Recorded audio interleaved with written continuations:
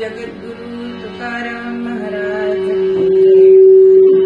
देवर्षी नारद महाराज जय जय रघुवीर समर्थ मंगलमूर्ति यदालम्बोदरं हन्ति सतां प्रत्युपसंतं तदालम्बे दयालम्बं लम्बोदरप्रदानं शारदा शारदाम्बोजवदना वदनाम्बुजे सर्वदा सर्वदास्माकं सन्निधौ सन्निधौ नमस्तस्मै भगवते नारदाय महात्मने कामक्रोधविहीनाय गुरुशीलाय गुरुर्ब्रह्मा गुरुर्विष्णुः गुरुर्देवो महेश्वरः गुरुः साक्षात् परब्रह्म तस्मै श्री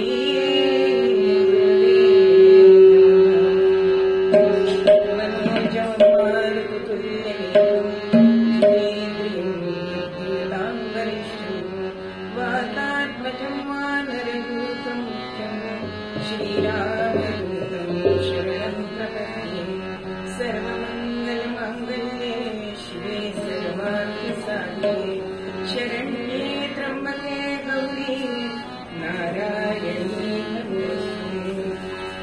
भगवान गोपाल कृष्ण महाराज की जय।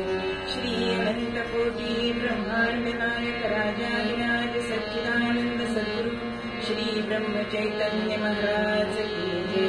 श्री ब्रह्मानंद महाराज की जय। जय जय रघुवीर समर्थ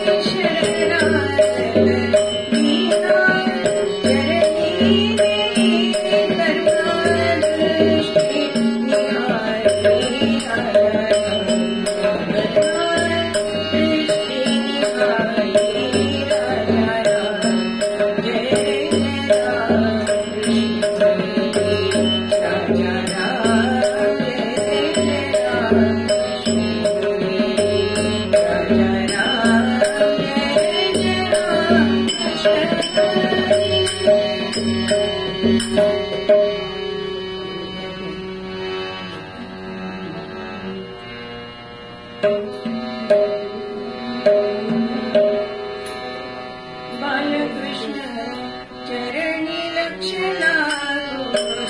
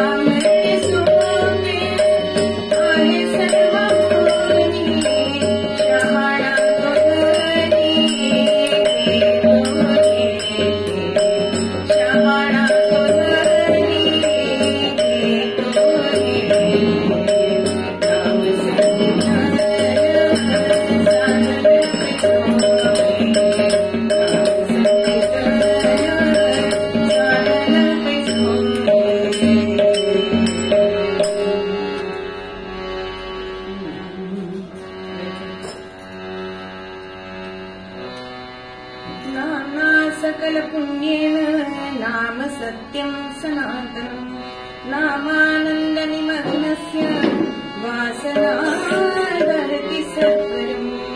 भगवान गोपाळ कृष्ण महाराज की जय।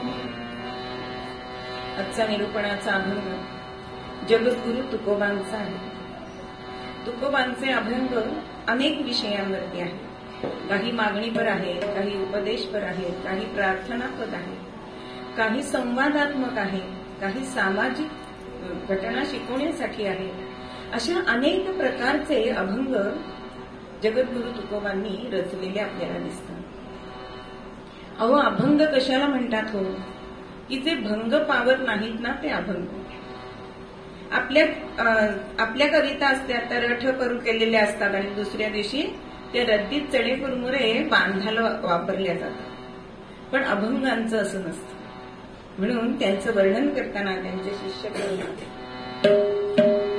जयाभंग नाही अशा त्या अभंगा, जयाभंग नाही अशा त्या अभंगा, रजोनी सदा गायिले पांडुरंगा, रजोनी सदा गायिले पांडुरंगा, जयाची निराया त्रिलोकी आधारू, जयाची निराया त्रिलोकी आधारू, मनी वंदितो श्री तुकाराम साधू, मनी वंदितो श्री तुकाराम साधू.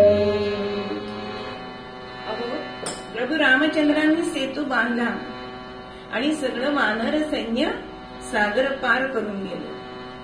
पण तुकोबांचे अभंग आहेत ना, हे सुद्धा सेतू सारखेच आहे. या भवसागरातून आपल्याला तरून जायचंय, त्याच्यासाठी हा अभंगरूप सेतूच तुकोबांनी बांधले. आजच्या निरूपणाच्या अभंगात ते आपल्याला काय शिकवत आहे, तर नाम आणि ज्ञान हे किती महत्वाचं आहे हे ते आपल्या अभंगामध्ये आज सांगतात. नाम संकीर्तन साधन पैसोपे, जळतील पापे जन्मांतरीची. अहो, नाम संकीर्तन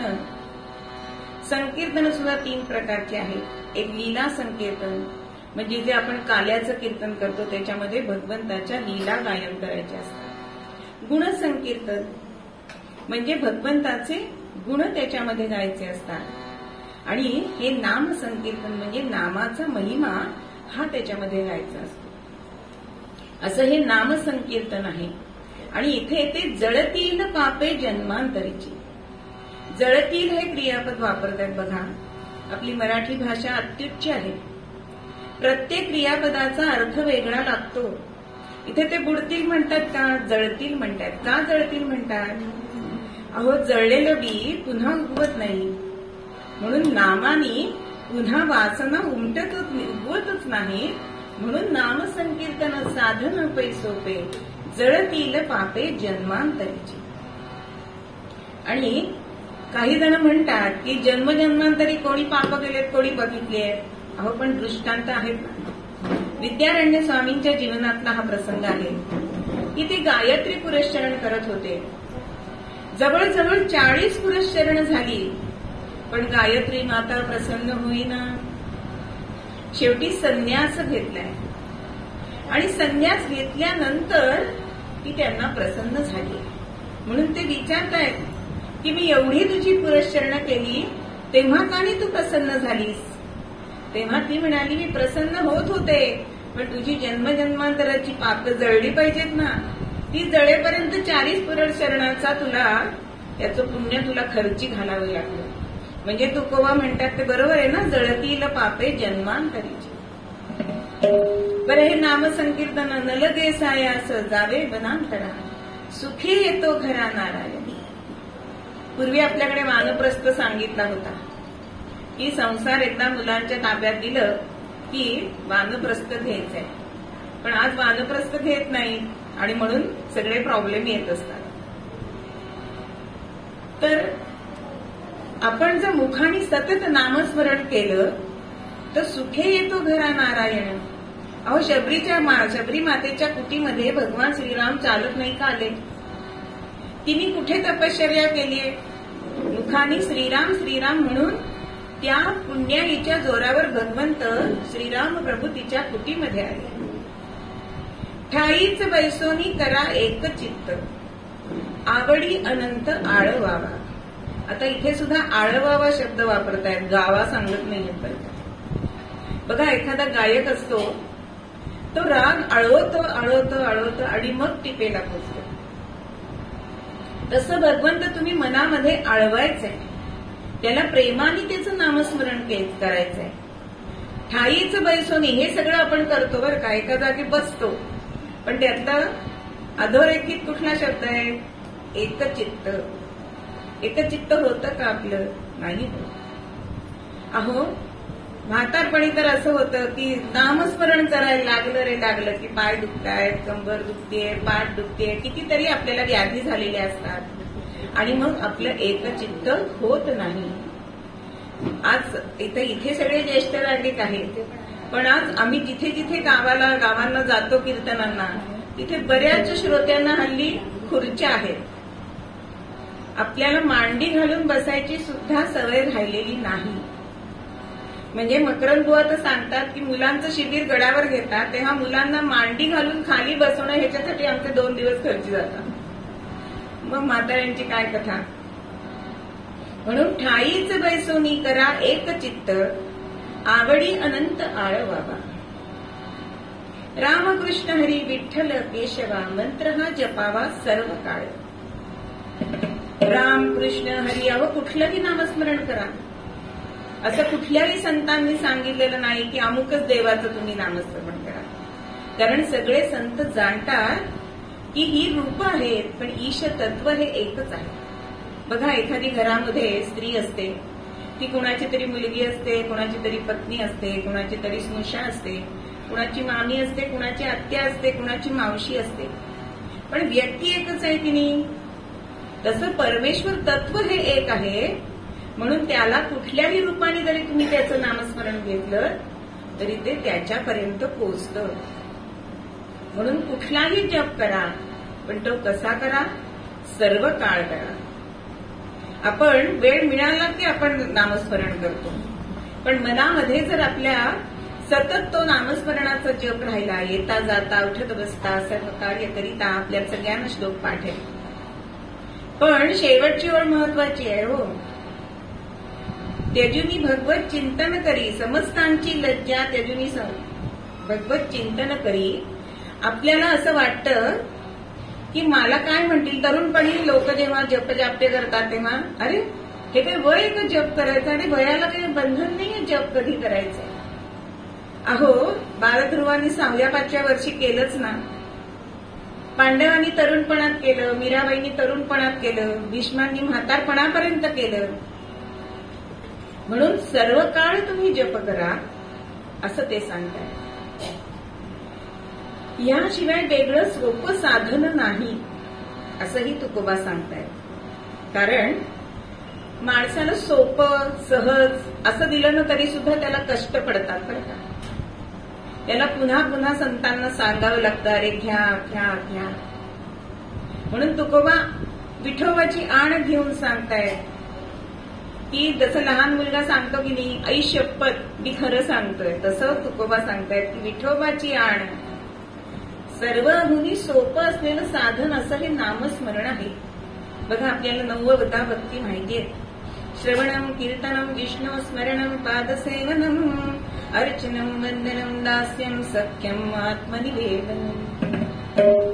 नामस्मरण एक भक्ती अशी आहे की ती कोणावर अवलंबून नाहीये. बघा, तुम्हाला श्रवण करायचं असेल तर वक्ता पाहिजे की नाही, त्याचं तुम्ही ऐकणार काय. समोर वक्ता नसला तरी तुम्हाला कॅसेट पाहिजे, रेडिओ पाहिजे, काहीतरी पाहिजे. तसं कीर्तनकार बघा, आम्ही नुसतं कीर्तन केलं तर श्रोता नसेल तर काय उपयोग आहे. म्हणजे ही परस्परावर अवलंबून अशी भक्ती आहे. दास्य भक्तीमध्ये सुद्धा सेवक आणि मालक असं पाहिजे. सख्य भक्तीमध्ये भगवंत म्हणजे सख्खा म्हणजे 2 जण पाहिजे. तसं नामस्मरण भक्तीमध्ये काहीही लागत नाही, ती एकट्याने करता येते. इतकी सोपी ही भक्ती आहे. आणि कलियुगामध्ये तर नामस्मरणाशिवाय दुसरा साधा सोपा उपाय नाही भवसागर तरण्यासाठी. मग मोरोपंत म्हणतात, नामे अनंत तरले, नामे अनंत तरले, कोळी माळी वणीज कुंभार, अंत्यजयमनहि नातीत, स्त्री शूद्रादी कणीच चांभार. राम राम राम हरे हरे राम, राम राम राम हरे हरे राम, राम राम राम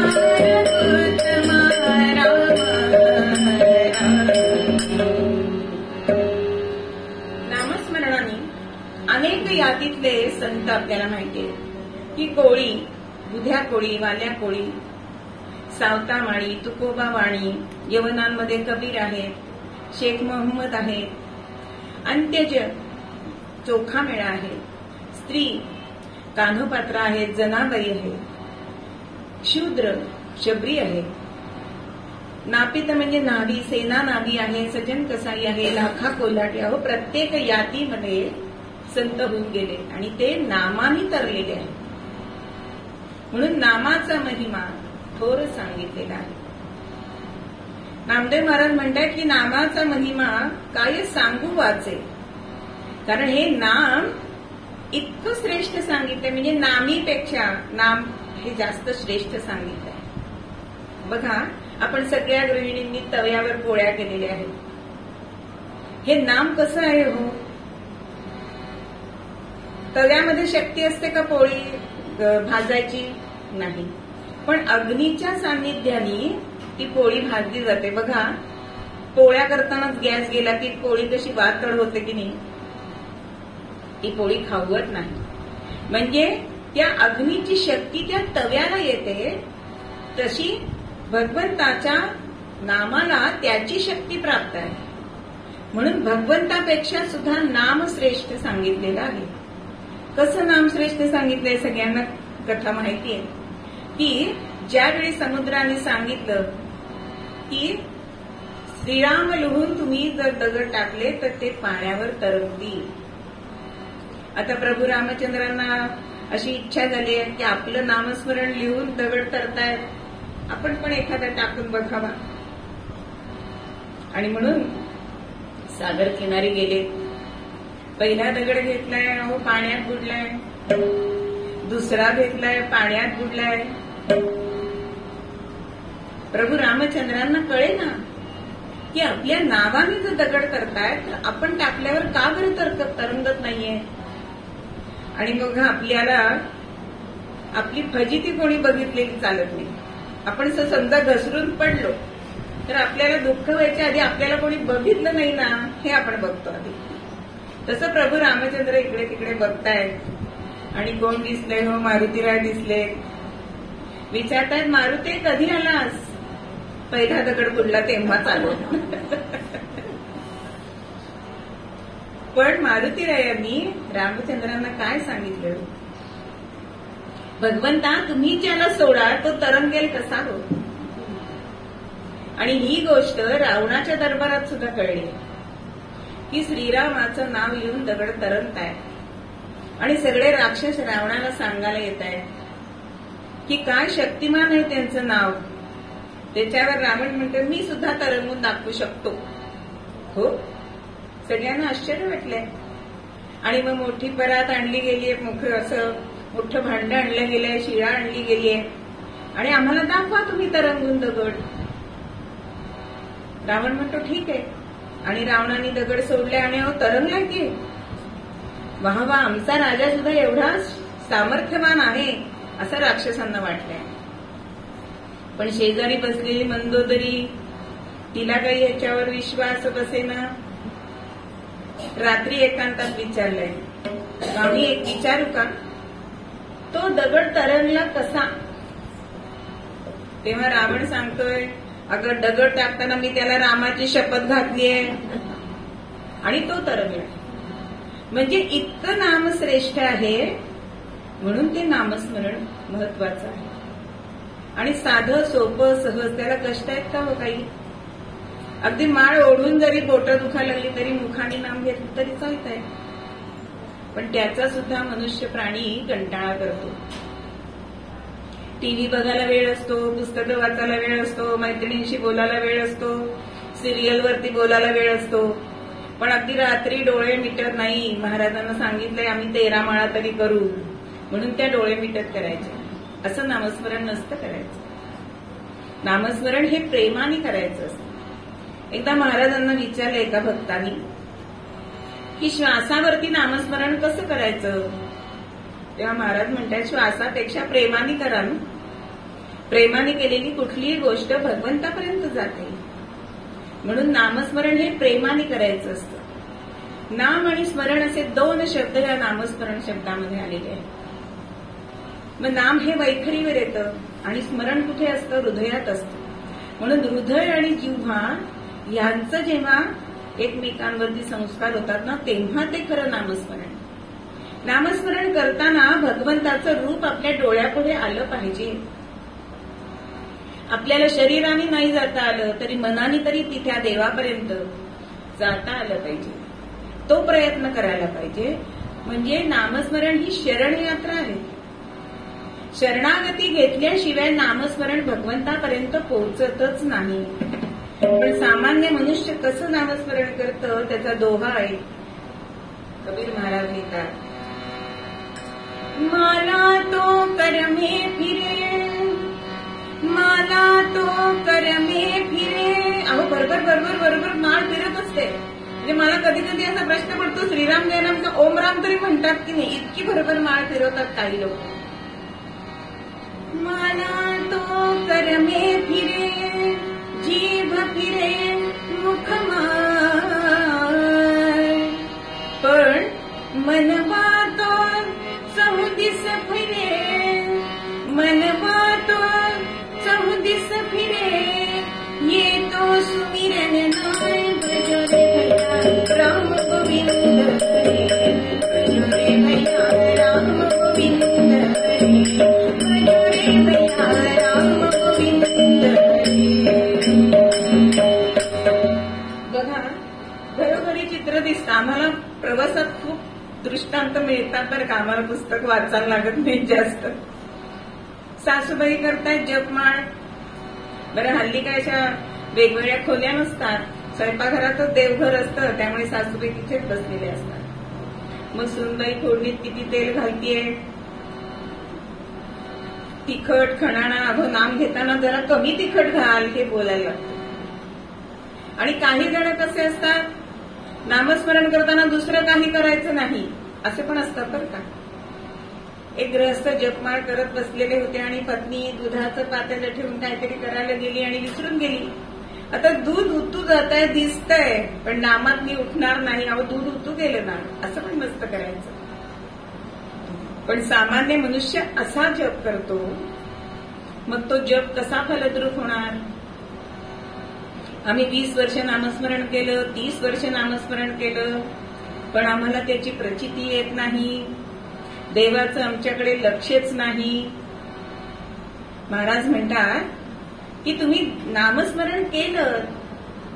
एका गृहस्थाने 13 कोटी नामस्मरण केलं आणि समर्थांनी रामाजवळ मागून ठेवलेलं आहे की 13 कोटी संख्या झाल्यानंतर प्रभू रामचंद्रा तू त्यांना दर्शन दे. आमच्या एवढी पुरश्चरण सामान्य माणसाला होणार नाही. आणि हा मनुष्य महाराजांकडे आलाय आणि माझा 13 कोटी जप झालाय तरी मला भगवंतांनी दर्शन दिलं नाहीये, म्हणजे असत्य आहे हे वचन, असं तो सांगतोय. महाराज म्हणाले, तुमची पत्नी आजारी होती तेव्हा तुम्ही रामाला चाकडं घातलं ना की आत्ता तिचा प्राण वाचू दे, त्याच्यासाठी 5 कोटी खर्ची घातले. मग तुमचे किती झाले वजाबाकी करा, मग कसं तुम्हाला दर्शन होणार? म्हणजे त्याच ठिकाणी अडकून न बसता आपण मनापासून नामस्मरण केलं ना तर ते नामस्मरण फलद्रूप होतं. आता नामस्मरण सुद्धा करताना 4 वाणी भगवंताने आपल्याला माणसाला दिली आहे. परा, पश्यंती, मध्यमा, वैखरी. मग वैखरीने नामस्मरण आधी सुरू करतात. महाराज म्हणतात माळ घ्या. पहिल्यांदा जसं लहान मुलाला चालता येत नसतं तेव्हा आई पांगुळ गाडा देते की नाही, आणि मग त्याला चालायला यायला लागल्यानंतर हळूच पांगुळ गाडा काढून घेते, तसे संत आपल्या हातात जप देतात, माळ देतात बरं का. म्हणून माळेला स्मरणी सुद्धा म्हणतात. तिच्याकडे बघून आपल्याला स्मरण होतं की आजचा जप आपल्याला राहिलेला आहे. मग हळूहळू तुम्हाला याची सवय झाली की माळ नाही घेतली तरी तुमचा जप आपोआप होतो. म्हणून परापश्यंती आणि वैखरीने काही काळ तरी नामस्मरण करावं. कारण आमची आजी नेहमी म्हणायची की आपल्या घरामध्ये फक्त आपण राहत नसतो. किड्या, मुंगी, पाली, झुरळं, उंदीर, घुशी सगळे असतात. त्यांना वाणी नाही, तर आपण घेतलेलं नामस्मरण त्यांनी ऐकून त्यांचा उद्धार होतो. हे आपण मनुष्य जन्मामध्ये त्यांचाही उद्धार करण्याचा अधिकार आपल्याला प्राप्त झालाय. म्हणून काही वेळ नामस्मरण हे वैखरीने मोठ्यांदा करावं. असं नामस्मरण जर आपण केलं तर ते भगवंतापर्यंत पोहोचतं. मग असं हे नामस्मरण किती श्रेष्ठ आहे हो. कारण ते फुकट आहे. माणसाला फुकट हवं असतं. सेलमध्ये जातो की नाही आपण, एक विकत घ्या, एक फुकट घ्या. सगळ्यांना माहिती असतं की दुप्पट किंमत लावतात आणि आपल्याला विकतात. पण किती गर्दी असते सेलमध्ये. पण भगवंताचं नाम हे इतकं साधं, सोपं, सरळ आहे. म्हणून रामदेव महाराज म्हणतात, नाम घेता न लगे मोल, नाम घेता न लगे मोल, उच्चारा रे राम राम, उच्चारा रे राम राम, नाम घेता न लगे मोल, नाम घेता न लगे मोल.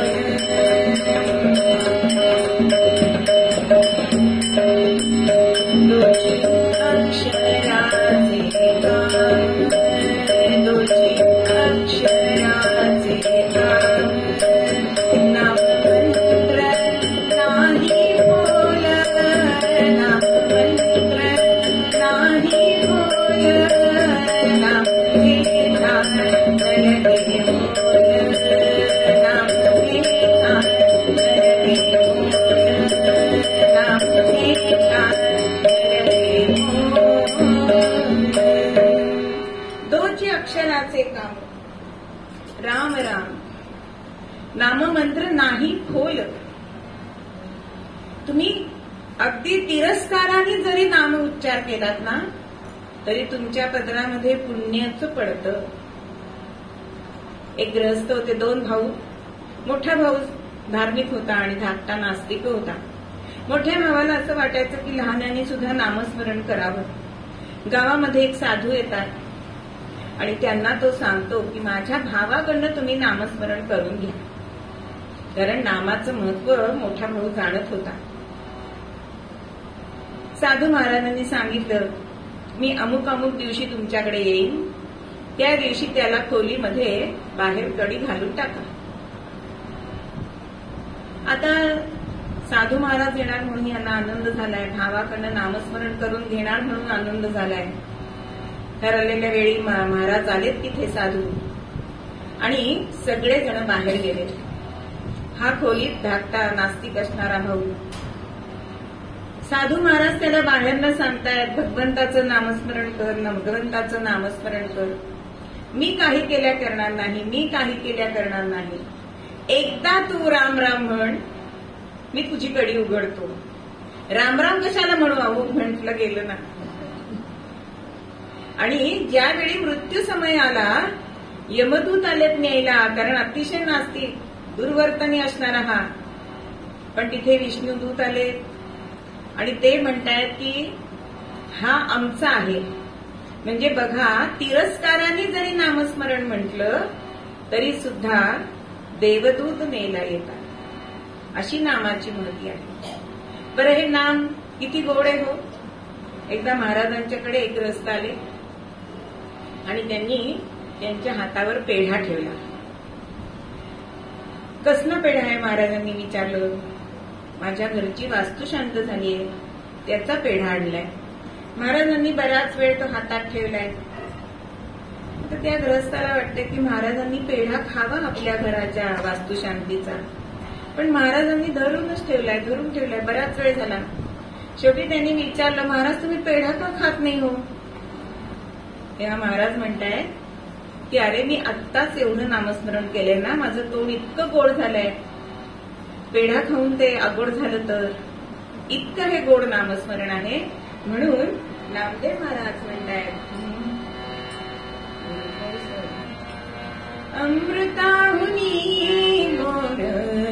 नाम तुझे देवा, नाम तुझे देवा, अमृताहुती गुण, नाम तुझे देवा, नाम तुझे देवा, वनवासी केशवा, काबान घे, काबान घे, अमृताहुती गुण, नाम तुझे देवा, नाम तुझे देवा.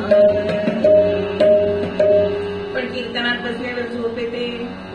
प्रभू रामचंद्रांनी सांगितलेलं आहे, कुंभकर्णाची पत्नी आहे ही झोप. ती म्हणते आता माझा पती गेलाय, मी कुठे जाऊ. रामचंद्र म्हणतात कीर्तनात जा, म्हणून कीर्तनात झोप येते. म्हणून बुवांनी सांगितल्यानंतर टाळी आणि मुखाने नाम घ्यायचं असतं, ते तेवढ्यासाठी. मध्ये मध्ये गजर असतं, ती जाग येण्यासाठी असतात. असं हे नामस्मरण अत्यंत गोड आहे. मग हे नामस्मरण कसं घ्यायचंय? अनुसंधानाने घ्यायचंय. अनुसंधान असायला पाहिजे नामस्मरणाचं. अनुसंधान कसं असतं? खेडेगावात अजून सुद्धा विहिरीचं पाणी हंडे भरून देतात. बघा, एकावर एक 3 हंडे असतात आणि सगळ्या त्या मैत्रिणी, एक हाताला पोरगं असतं, एक कमरेवर असतं, मुखाने गप्पा मारत असतात. पण एक थेंब तरी पाणी सांडतं का हो त्यांचं? का? अनुसंधान असतं की माझ्या डोक्यावरती 3 हंडे पाण्याने भरलेले आहेत. असं अनुसंधान आपल्याला नामाचं ठेवायचंय. नारद मुनींची कथा आहे की एक शेतकरी होता. तो सकाळी 3दा फक्त नामस्मरण करायचा आणि मग दिवसभर आपलं काम करता करता घ्यायचं. नारद मुनींना असं वाटतं, माझ्यापेक्षा हा शेतकरी कसा काय भगवंताचा प्रिय, म्हणून गेले भगवंताकडे. भगवंतांनी सांगितले, नारदा थांब, तुला उत्तर हवंय ना, मी सांगतो ते आधी कर, मग तुला उत्तर देतो. मग भगवंतांनी काय केलं, मोठी परात दिली, त्याच्यामध्ये तेल तीळ भरायला सांगितलंय आणि सांगितलंय एकही थेंब तेल न सांडता पृथ्वी प्रदक्षिणा करायची आणि मग मला भेट. झालं. नारद मुनींनी ते अगदी सांभाळत हळू पावलं टाकत पृथ्वी प्रदक्षिणा केली. विजयी मुद्रेनी भगवंतासमोर गेले. भगवंता, एक थेंब सुद्धा तेल सांडलेलं नाहीये, आता माझ्या प्रश्नाचं उत्तर दे.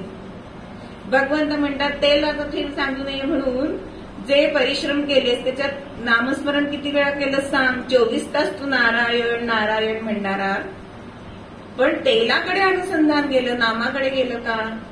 पण माझा शेतकरी भक्त आहे, तो नामस्मरण काम करताना सुद्धा करतो. म्हणून महाराज म्हणतात, मनी धरा राम, हाती धरा काम. संसारी माणसांना नसतो वेळ, म्हणून महाराज आमचे सांगतात, अहो नाम घ्यायला वेळ मुद्दाम काढू नका, काम करता करता घ्या, अनुसंधान रामाकडे लागतो. असं हे नाम आहे. ते बेंबीच्या देठापासून घ्यावं बरं का, तरच भगवंत आपल्याकडे येतो. बघा, पाळण्यामध्ये लहान मूल असतं, हल्ली दायांकडेच असतात मुलं, पण आपल्या काळचा मी सांगते की आया सांभाळत असत. मग मूल उठायच्या कामं झाली पाहिजेत अशी आईने ऑर्डर दिलेली असायची आम्हाला, की मुलगा उठला की तुमची कामं आवरलेली पाहिजेत. म्हणून ती आई काय करते, पटापट कामं आवरत असते, भांडी घासत असते. थोड्या वेळाने तो पाळणा हलायला लागतो. आई काय म्हणते, आहे अजून उठायचंय, जरा एक लांब झोका देते, अजून 2 धंदे करते. पण ज्या वेळेला बाळ टाहो फोडतं त्यावेळे हातातलं काम सोडून आई जाते की नाही? तसाच भगवंत आहे. आपण त्याचं नामस्मरण बेंबीपासनं टाहो फोडून घेतल्याशिवाय तो येत नाही. म्हणून नामदेव महाराज म्हणतात, विठ्ठल नामाचा रे टाहो, विठ्ठल नामाचा रे टाहो, विठ्ठल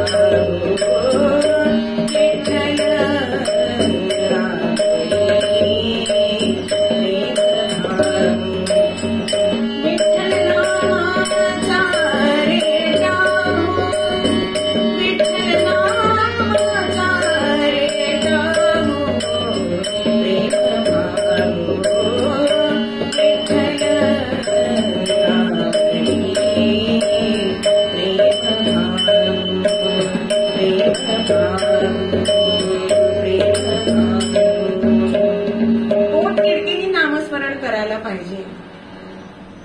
आणि हे सगळं नामस्मरण करताना सुद्धा जसं वैद्य आपल्याला पथ्य पण सांगतात की नाही, कारण हे संत भवरोगावरचे वैद्यच आहेत. ते आपल्याला पथ्य सांगत असतात, पण आपण पाळत नाही. आता एका वैद्याकडे एक ग्रस्त गेले, ते खोकला सर्दी, त्यांनी काय सांगितलं, बाहेरचं खाऊ नका. पण माणसं आपल्याला हवा तसा अर्थ काढतात बरं का, बाहेरचं खायचं नाहीये. या माणसाने काय केलं, बाहेरनं वडे आणले, बाहेरचं कव्हर काढून टाकलं आणि आतली भाजी खाल्ली. चालेल का, खोकला थांबेल का? तसं संत सांगतायत की जेने विठ्ठल मात्रा घ्यावी तेने पथ्ये सांभाळावी. मग नामस्मरणाला कसली पथ्य आहेत हो? काम क्रोध तिखट मिरची त्यांची घेऊन घे रुची.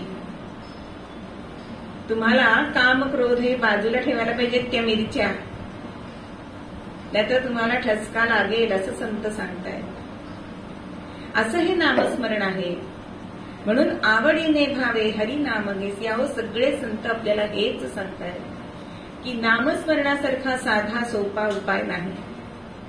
मग हे नाम इतकंच महत्वाचं आहे, कारण आपण सूत्र श्लोकामध्ये बघितलंय, नामना सकल पुण्येन नाम सत्यम सनातनम. अहो, नाम इतकं श्रेष्ठ आहे, ते सत्य आहे आणि सनातन आहे. सनातन याचा अर्थ चिरंजीव, टिकणारं, शाश्वत, असं हे नामस्मरण आहे. आणि नामानंद निमग्नस्यम वासना दहती सत्परम. एकदा का तुम्ही नामानंदामध्ये त्या रंगलात ना, की तुमच्या मनातल्या वासना सगळ्या जळून जातात. वासना दहती सत्परम. अहो, हे सगळं जग वासनांवरती पुढे चाललंय. प्रत्येक गोष्टीमध्ये आपल्याला वासना असते. मनाचं उदाहरण देते, त्या आजींचं मला नाव माहिती नाही, उदाहरण म्हणून देते, त्यांना बोलायचे म्हणून नाही. दात नाहीयेत पण पेरू खावासा वाटतं की ही वासनाच आहे. माझ्या सासूबाईंना सुद्धा दात काढले होते आणि आम्ही सगळ्यांनी कणसं आणली ती, तर कणीस भाजून मी त्यांना किसून दिलं, खायची इच्छा राहायला नको. इतकी ही वासना सूक्ष्म आपल्या अंगामध्ये भरलेली आहे. पण ही वासना जेव्हा सूक्ष्म असते ना, तेव्हाच ती आपल्याला काढायला पाहिजे. जसं भुरभुर पडणारं हिम असतं, महाराजच उदाहरण देत आहेत की ते हिम, बर्फ आपण सिनेमात बघतो की ते एकमेकांच्या अंगावर उडवत असतात हिरो हिरोईन, इतकं ते हलकं फुलकं असतं. पण ते जर जेव्हा एकावर एक साचत जातं ना, तेव्हा ते काढणं कठीण जातं. त्याच्यासाठी यंत्र आणावं लागतं. तशी ही वासना सूक्ष्म आहे, तेव्हाच आपण ती काढली. आणि ते वासनामय मन जे आहे ते आपण जर नामानंदामध्ये रंगवलं, कारण नामानंदासारखा आनंद नाही. बघा, नवीन वर्षाचा आनंद आपण पाडव्यापासून साजरा करतो. प्रत्येक ठिकाणी आपण पहिला आनंद घेत असतो, पण त्याला नंतर काही काळ गेला की तो आनंद निघून जातो. पण नामानंदाचा आनंद असा आहे की तो नामानंद कायम चिरकाल टिकतो. एकदा गोंदवल्यात सगळेजण पेढे गळत होते आणि आपण असा पेढा गोल करतो आणि थोडा दाबतो. पण ज्यावेळी ब्रह्मानंद पेढे गळत होते आणि दाबून ते करत होते, त्यावेळेला त्यांच्या हाताने दाबला की त्या पेढ्यावर श्रीराम अक्षर उमटत होती. म्हणजे मनातलं नामस्मरण अशा तऱ्हेने त्यांचं बाहेर येत होतं. म्हणून रामनाम शिक्का आहे हा. बघा, नुसता तुम्ही कागद घेऊन कुठे गेलात तर त्या कागदाला काही किंमत आहे का? पण संतांचा नामाचा शिक्का जर असेल तर तुमची वर्णी भगवंताकडे लागलीच म्हणून समजा. असं हे नाम आहे. म्हणून जसं रोग्याला औषध हे कसं हवं असतं, गोड हवं असतं, स्वस्त हवं असतं, घरातल्या घरात आणून दिलं तर फारच छान, परत ते रामबाण असायला पाहिजे. अहो, सगळं हे औषध आहे भवरोगावरचं, ते नामस्मरणच आहे. म्हणून तुकाराम महाराज शेवटच्या चरणामध्ये म्हणतात, तुका म्हणे आहे सोपे सर्वाहुनी. शेवटची ओळ महत्वाची आहे, शहाणा तो धनी घेतो येथे. जो खरा शहाणा आहे ना, तोच इथे घेतो. म्हणून तुका समर्थ सुद्धा एका ठिकाणी म्हणतात, आला क्षण फार मोलाचा, गेला क्षण यायचा. आला क्षण फार मोलाचा, गेला क्षण यायचा. दोनिया दोन्ही करा करे कमी दरम्यान, दोनिया दोन्ही करा करे कमी दरम्यान. सार्थक कर जन्माचे तीर्थ साधना, सार्थक कर जन्माचे तीर्थ साधना. बाबा तीर्थ साधना, बाबा तीर्थ साधना. म्हणून संत सगळे हात जोडून आपल्याला सांगतायत की राम म्हणा, राम म्हणा, भगवंताचं नामस्मरण करा. कुठलीही परिस्थिती जरी असली तरी नामस्मरणाची स्थिती सोडायची नसते. आणि हे नामस्मरण हे खरोखर सत्य आहे, सनातन आहे आणि हा भवसागर पार करून देणारा आहे. म्हणून मूळ पद्यामध्ये आपल्याला तुकोबा सांगतायत, नाम संकीर्तन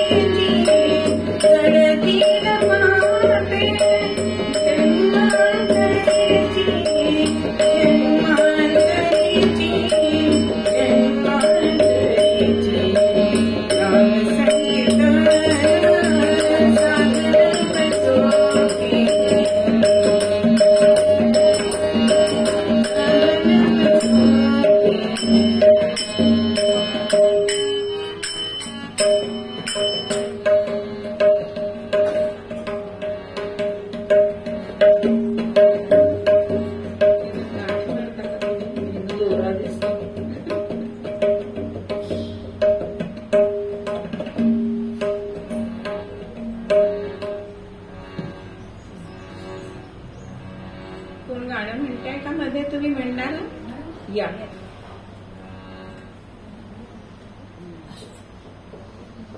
हो झालं सवय नाही मला सेवा आहे आधी मोगऱ्या फुलाला म्हणून नको म्हणणार मोगऱ्या फुला एकच फेस्टिवल होत आहे. संगीत काही चांगलं एकच गाणं म्हणायचंय गणपती कडवं एक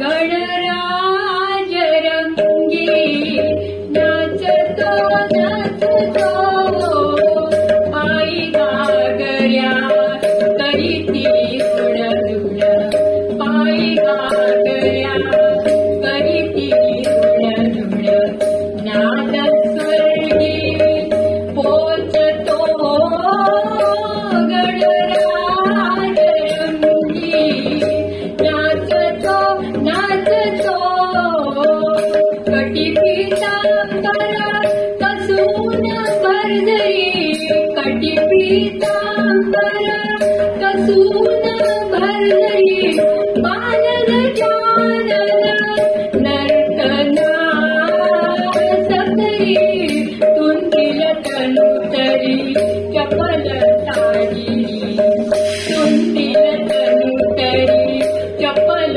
साजिरी लावण्ये साजतो गणराज रंगी नाचतो नाचतो नारद तुंबरू करीती गायन नारद तुंबरू करीती गायन करी शारदा वीणावादन ब्रह्मादरितो तालयिरंगुण ब्रह्मादरितो तालयिरंगुण मृदंगदिमी वाजतो गणराज रंगी नाचतो नाचतो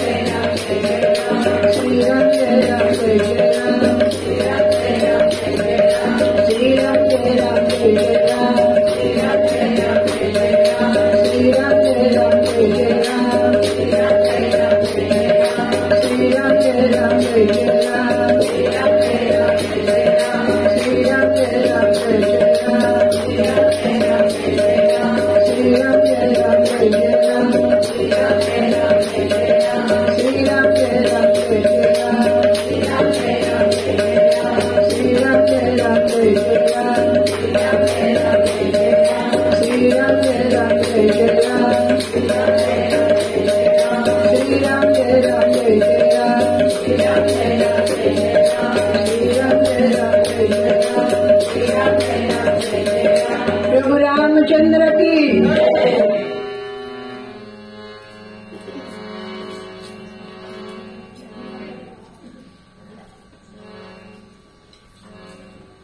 एकदा कीर्तन परंपरेप्रमाणे भजन करूया आणि मग वाक्यामध्ये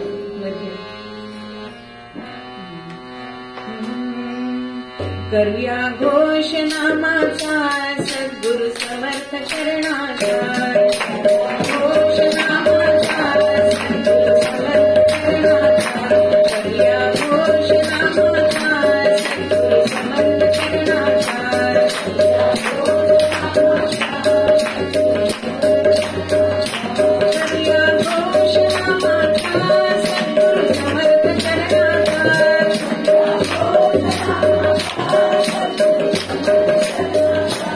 करूया घोष नामाचा सद्गुरु समर्थ चरणाचा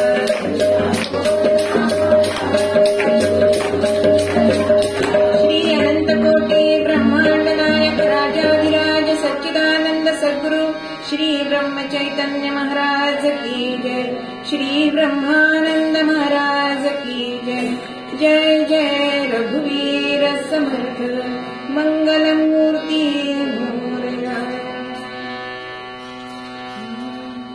जयाचा जनी जन्मनामात झाला जयाने सदा वासनामात केला जयाच्या मुखी सर्वदा नाम कीर्ती नमस्कार त्या ब्रह्म चैतन्य मूर्ती सद्गुरुनाथ महाराज की जय। पूर्वरंगामध्ये आपण ते नामाचं महत्व बघितलं।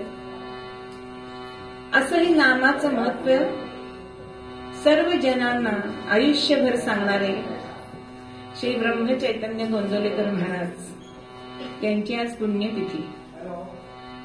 बघा साधू संतांची आपण जयंती साजरी कमी करतो पण पुण्यतिथी का करतो तर त्यांच्या सहवासाने त्या तिथीला पुण्यकाळ प्राप्त होतो म्हणून। उत्सव अनेक असतात, आता गायनोत्सव असतात, कोणाकोणाची शताब्दी तयार करतात साजरी करतात, त्याला जे जे आवडतं ते करतात। बघा एखाद्या संगीत महोत्सव असतो, वसंतरावांचा आहे, सवाई गंधर्व आहे, त्या गायकांना जे आवडतं ते गायन तिथे केलं जातं। पण त्या उत्सवात आणि ह्या उत्सवात काय फरक आहे? आपल्याला त्यावेळेला ते परत येणार नसतात। संगीत उत्सवामधली ती व्यक्ती परत येते का? नाही। पण हे संत सत्पुरुष गेलेलेच नाहीयेत, त्यामुळे परत यायचा प्रश्नच येत नाही। ते अजूनही आहेत, फक्त आपण त्याचा अनुभव घ्यायचा असतो। असे हे गोंदवलेकर महाराज की त्यांना नामावतार असं म्हटलं जातं। ज्यावेळी तुकामाईंनी त्यांना अनुग्रह दिला त्यावेळी त्यांनी सांगितलं की समर्थांचं कार्य तुला करायचंय, माझं नाव तू वाढव असं माझं म्हणणं नाही। असा गुरु असायला पाहिजे की समर्थांनी जो रामनामाचा प्रसार आणि प्रचार केला तो तुला करायचा आहे असं त्यांनी महाराजांना सांगितलं होतं आणि तेच कार्य त्यांनी आयुष्यभर केलं। म्हणून कवी वर्णन करतात, कली माझी राम भक्ती वाढावी, कली माझी राम भक्ती वाढावी, हाची हेतू मनी धरिला।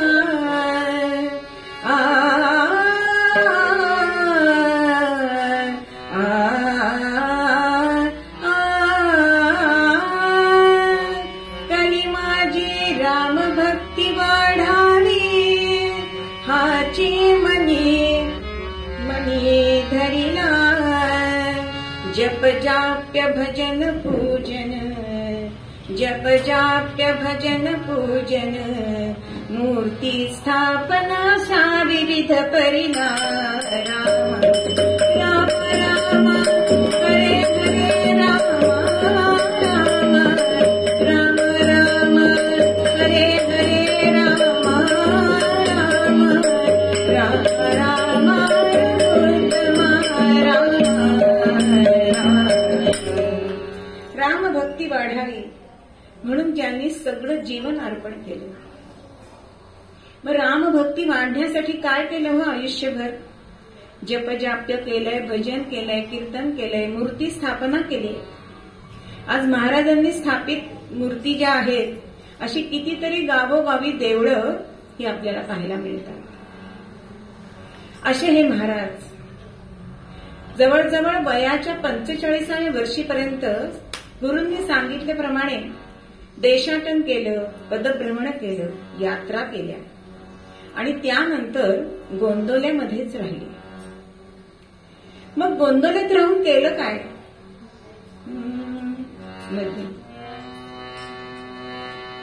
किती कष्टी दिन ते रंगिले, किती कष्टी दिन ते रंगिले, दुष्टबुद्धी दुर्वृत्तकारिये,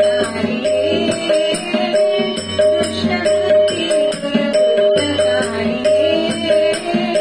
हेनुमोदी भगवती संत, कार्यबाहुल्ये नाम संत, कार्यबाहुल्ये नाम संत. अहो किती कष्टी लोक, दीन लोक, यांना रंजले गांजल्यांना मदत केलेली आहे महाराजांनी.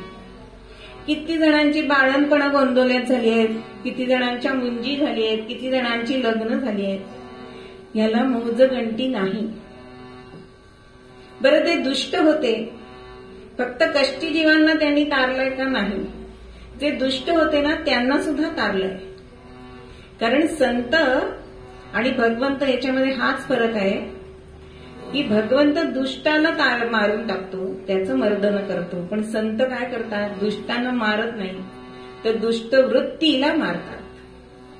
म्हणून जे खणांची व्यंकटी सांडो, असं माऊली सुद्धा कसायदानामध्ये म्हणते. सगळे संत हे त्यासाठी तळमळत आहेत की लोकांच्या मधला जो मत्सर आहे, हेवे दावे आहेत, ते जायला पाहिजे. म्हणून दुष्टवृत्ती दुर्वृत्त तारिये. एकीकडे पशूंसाठी सुद्धा महाराजांनी खूप काम केले. बोलक्या परीस मुकी बरी असं एक महाराजांच्या वरती एक पुस्तक आहे. त्याच्यामध्ये त्यांच्या सहवासात आलेली गंगी गाय, अहो त्यांचा कुत्रा एकादशी करत असतं. आणि माणसांना एकादशी काही तिथीच माहिती नसतात, मुलांना पुढे शिकवलं जात नाही. बत्ताशा घोडा आहे. म्हणजे संतांच्या सहवासामध्ये प्राणी सुद्धा आपलं जीवन उद्धरून जातात. पण हे सामान्य माणसांना समजत नाही की संत सहवास किती महत्वाचा आहे. अशा महाराजांनी प्रत्येकाला सांगितलंय नामस्मरण करा, नामस्मरण करा. अहो जो कोणी येईल त्याला 4 दिवस राहायला बसवावं, राहायला आग्रह करावा आणि नामस्मरणाचा मंत्र द्यावा. पण नामस्मरण दिलं तरी सुद्धा लोक करतातच असं नाही. मग महाराजांना तो जप करावा लागतो. एकदा त्यांना विचारलं एका भक्तांनी की तुमच्या पोटऱ्या एवढ्या घट्ट कशा, तुम्ही एवढे म्हातारे झालायत आणि पोटऱ्या पिळपिळीत झाल्या नाहीये. म्हणून महाराजांनी सांगितलं पोटरीला कान लावून बघ. तर नामस्मरण ऐकायला आलंय. ज्या भक्तांना अनुग्रह दिलाय त्यांनी जर नामस्मरण केलं नाही तर ते नामस्मरण महाराज करत असत. पण रामनाम सगळ्यांच्या गळी त्यांनी उतरवलं. काय मंत्र दिला?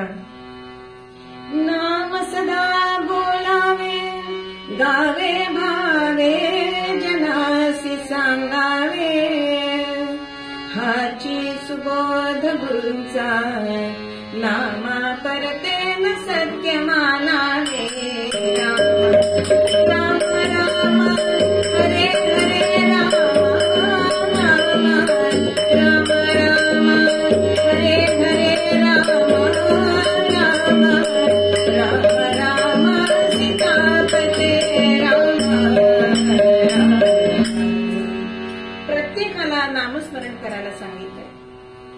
अहो एखाद्या गृहस्थांनी विचारावं, नाम घ्यावंसं वाटतं हो खूप, पण वेळच मिळत नाही.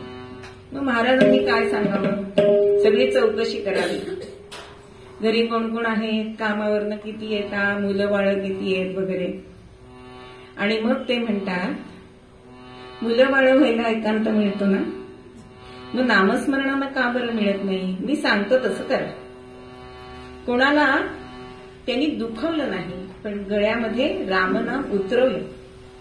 मग त्यांनी सांगितलं की तुम्ही 7 वाजता येता, चहा पाणी करून 8 वाजता जेवायला बसा, 9:15 झोपा, म्हणजे तुम्हाला बरोबर 3 वाजता जाग येईल.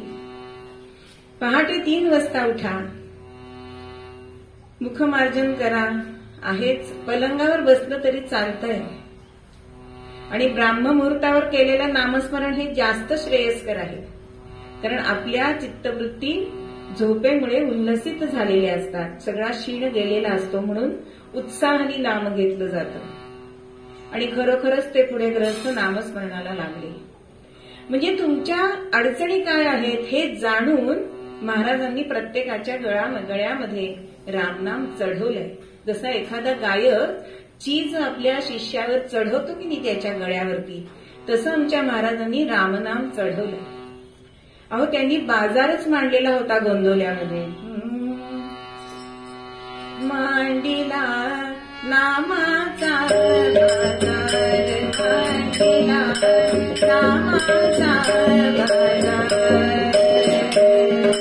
नामची देता, नामची देता, नामची देता, नामची देता वाटे सकल्याची आनंद वाटे सकल्याची जीवनातील अनंत परंपार मांडिला नामाचा बाजार, मांडिला नामाचा बाजार.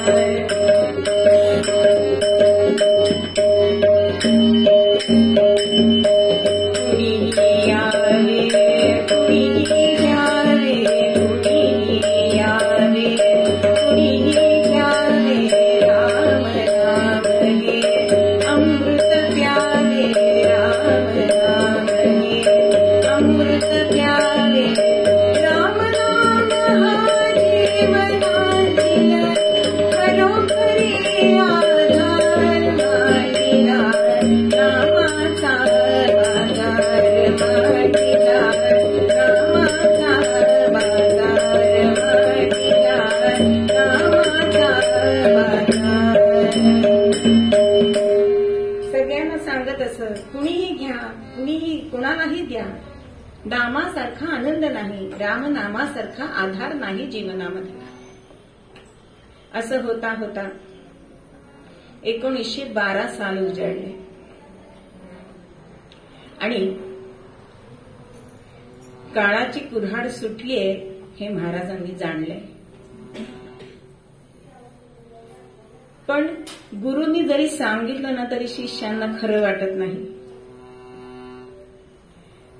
जो भेटेल त्याला सांगायचे महाराज की आता भात चाललाय, आहे ती भाकरी भाजी गोड मानून घ्या. आणि शेवटचे पंढरपूरला गेले, कारण पंढरपूरचं दैवत हे त्यांचं मूळ दैवत होतं.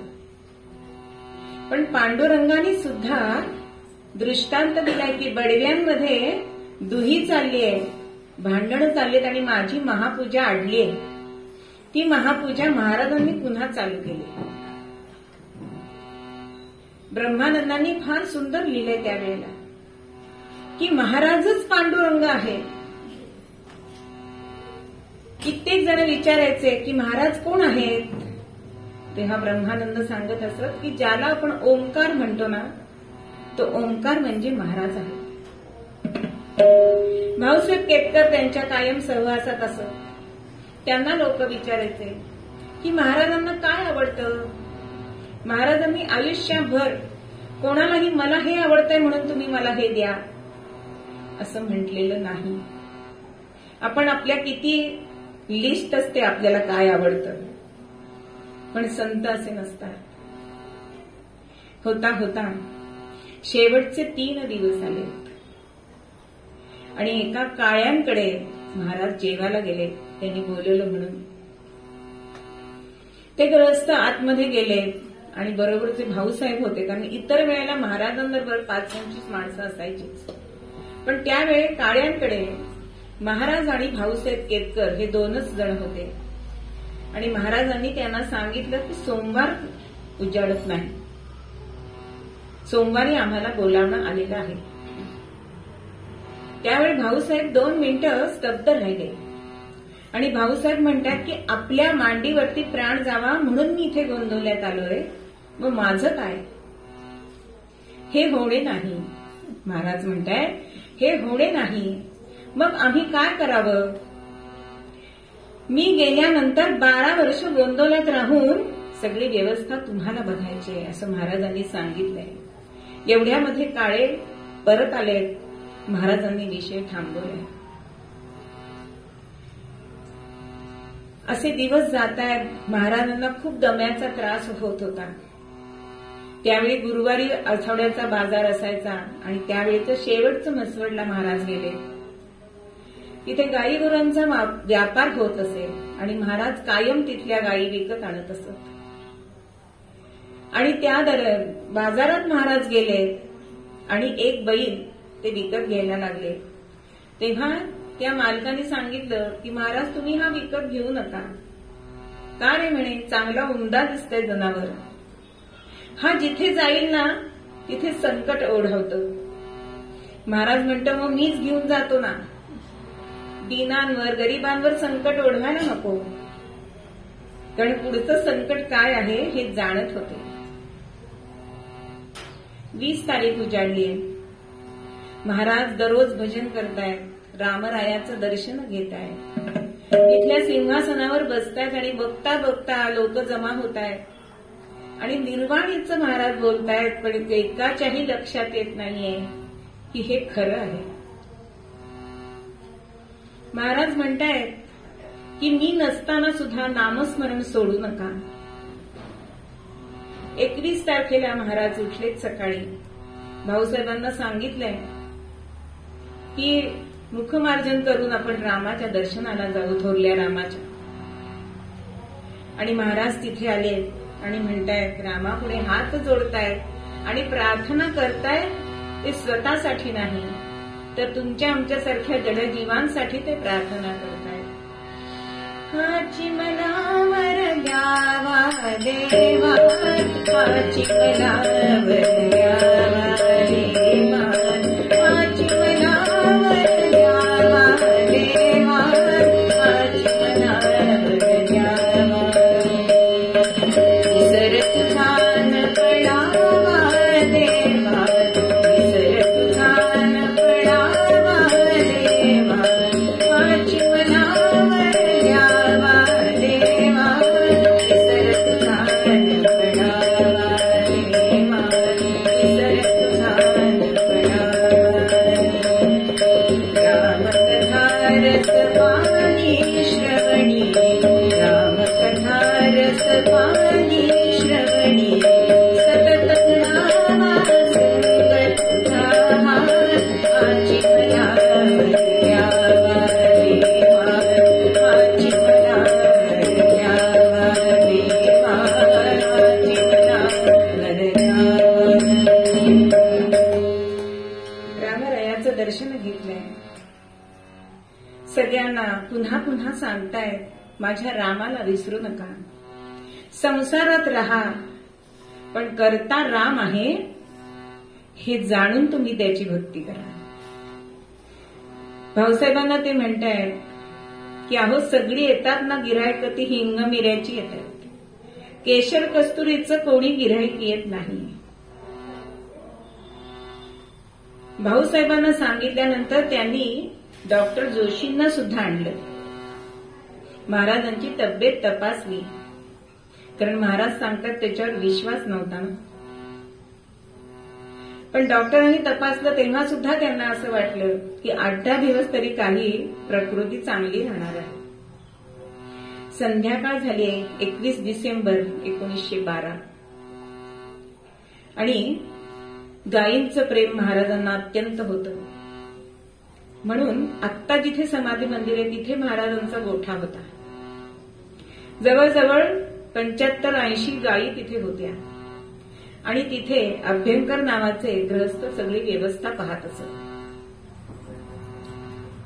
तिथे गेल्यानंतर त्या अभ्यंकरांनी त्यांना बसण्यासाठी जागा स्वच्छ केली. महाराजांनी 4-5 गायींच्या पाठीवरती हात फिरवलाय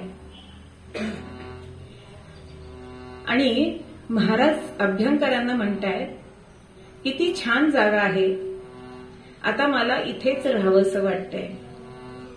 पण सामान्य मनुष्याला पुढचं भाकीत कळत नसतं, म्हणून आपण जीवन जगत असतो. अभ्यंकरांना वाटलं महाराज थोरले राम मंदिरात मग गोठ्यामध्ये राहायला येणार आहे, कारण गायींचा सहवास आवडतो म्हणून. आणि महाराज तिथे खडावा विसरले. बरं तसेच निघाले. पायाला खूप सूज आलेली होती, अंगामध्ये त्राण नव्हता, दम्याचा खूप त्रास होत होता. पण भजन पूजन हे चालू होतं. म्हणून अभ्यंकर त्या राहिलेल्या खडावा महाराजांपर्यंत घेऊन येत आहेत. आता या इथेच राहतील, पण तरी सुद्धा मतीत अर्थ कळलेला नाही. रात्रीच्या वेळी भजन झालंय, पण आज सगळं निर्वाणीचं चाललेलं होतं.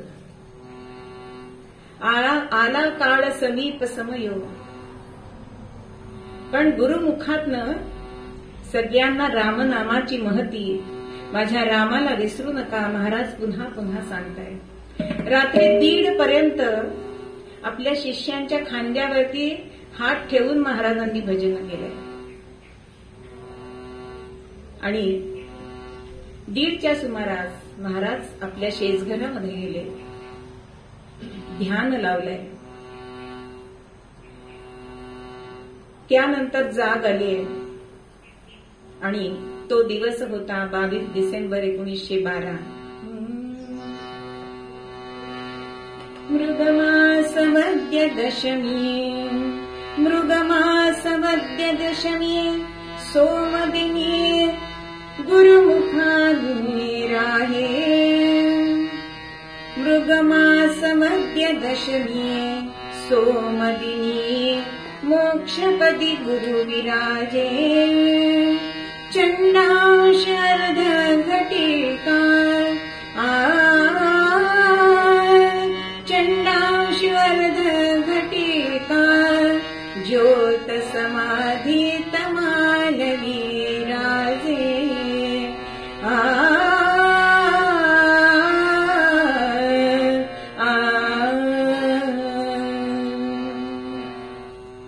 अर्ध घटिका ही सूर्योदयाला राहिली होती. सकाळचे 5:50 झाले होते आणि अमृत घटिका सुरू झाली आहे आणि महाराजांची प्राणज्योत मालवली. म्हणजे व्यवहारातला सूर्य उगवत होता, पण परमार्थातला हा आमचा भास्कर मावळतच होता. भास्कररावांना बोलावण्यात आलं, भाऊसाहेब केतकरांना.